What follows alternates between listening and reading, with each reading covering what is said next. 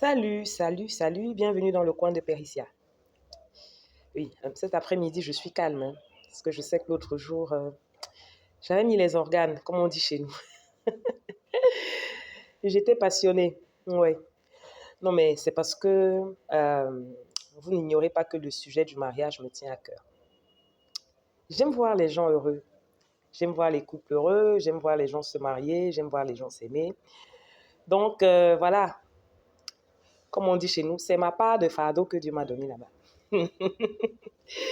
Je prends plaisir à travailler pour ça. Et cet après-midi, je voulais aborder un autre thème, un autre sujet. Euh, oui, je regarde parce que ma porte est par là. J'ai cru que quelqu'un venait sonner. Alors, on parlait du choix du conjoint et on parlait de toutes les difficultés qu'il y a à trouver chaussures à son pied. Et j'étais en train de méditer sur une chose. Je me demandais, mais pourquoi est-ce qu'aujourd'hui, les mariages sont si rares, les mariages sont si difficiles, à qui la faute? Et voilà, la faute à tout le monde. La faute aux femmes, la faute aux hommes. Mais ne me tirez pas dessus, hein, pardon. I beg, ne me tirez pas dessus. Mais je reste convaincue encore aujourd'hui que la responsabilité de l'homme est plus grande. Pourquoi? Parce que traditionnellement, c'est lui qui fait le premier pas. Bibliquement, c'est lui qui fait le premier pas. Et que, voilà quoi, je reviens encore sur ce que je disais dans la dernière vidéo. Je pense qu'à partir du moment où les hommes n'assument pas leurs responsabilités, ça va être difficile de contracter des mariages, si je peux m'exprimer ainsi. Après, bien sûr, ce qui se passe dans le foyer est de la responsabilité des deux, mais je n'y suis pas encore. Je ne veux même pas arriver là-bas parce que là, c'est tout un autre débat, c'est toute une autre histoire. Mais je veux parler d'avant, je veux parler de la préparation au mariage, puisque du coup, c'est ça mon cheval de bataille. Je veux parler de la préparation au mariage et je veux continuer à insister sur le fait que aujourd'hui, les hommes ne mettent pas autant d'entrain et autant de zèle à se préparer au mariage que les femmes. Non seulement ils ne le mettent pas, mais même l'environnement ne favorise pas la préparation de l'homme. C'est-à-dire qu'en dehors du moment où les fiancés sont suivis par leur pasteur et reçoivent le même enseignement pour entrer dans le mariage, les exigences qu'on met sur la femme sont beaucoup plus lourdes. On dit une exigence, non? Ouais. Sont beaucoup plus lourdes que celles qu'on met sur un homme. Tu es une femme, tu dois savoir faire la cuisine, tu dois pouvoir tenir ton intérieur, tu dois être belle, tu dois être intelligente, tu dois pouvoir soutenir ton homme, aller chercher de l'argent, faire des enfants, et il y a tout ça. Et à l'homme, qu'est-ce qu'on lui demande?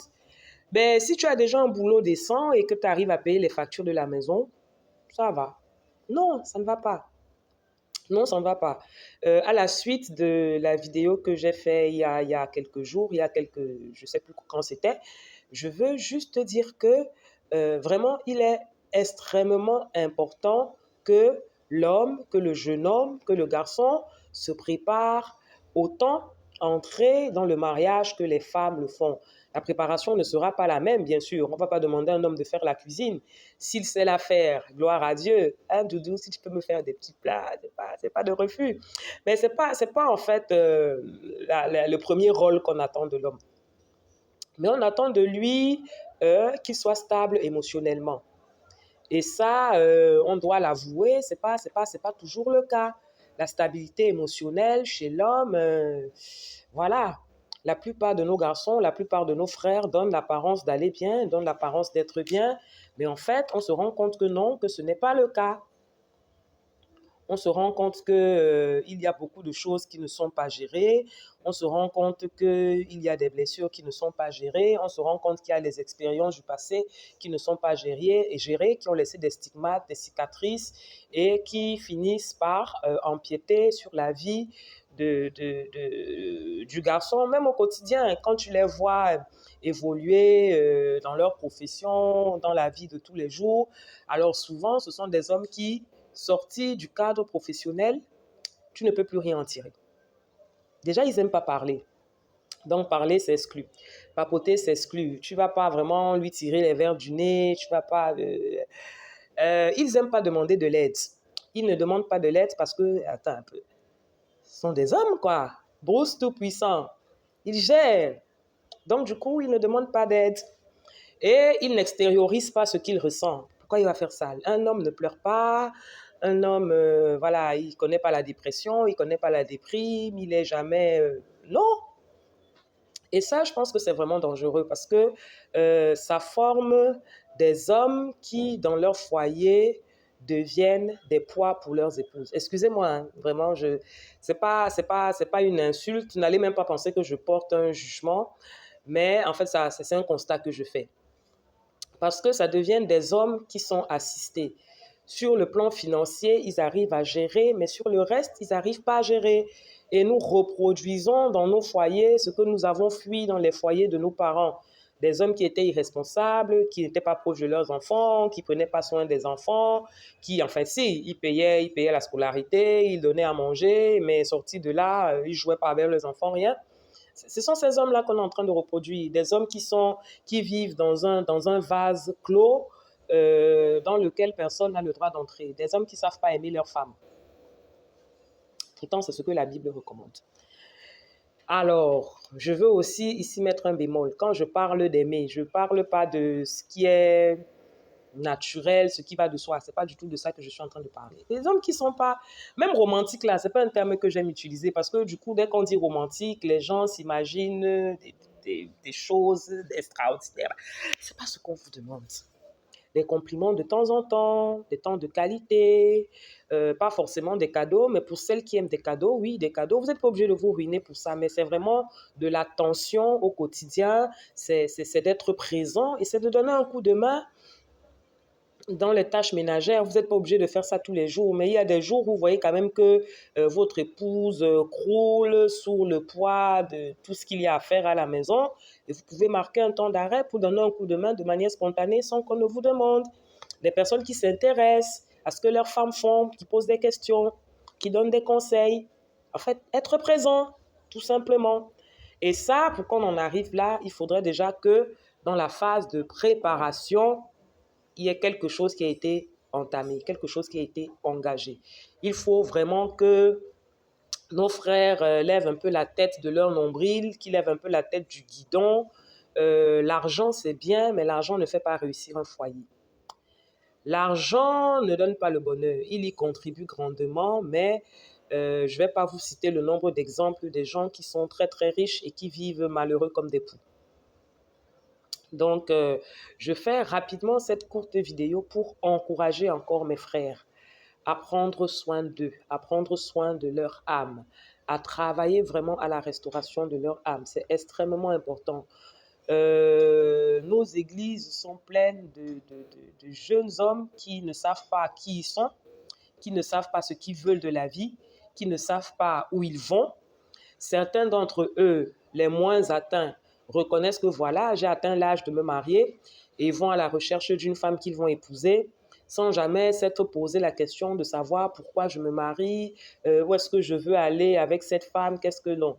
C'est naturel, c'est normal. D'ailleurs, eux aussi ils ont la pression. Hein, voilà, tu as un certain âge, tu dois te marier. Bon, ok, je me marie. C'est pas comme ça que ça se passe. Il ne faut pas se marier pour faire plaisir aux gens, il ne faut pas se marier parce qu'on en a l'âge, il faut se marier parce que c'est le moment et parce qu'on a trouvé la bonne personne. Et pour trouver la bonne personne, c'est un slogan que nous tous nous connaissons, que nous avons récité une fois, il faut être la bonne personne. Donc, voilà ce que je voulais vous dire. Je voulais insister dessus. Je voulais appuyer dessus.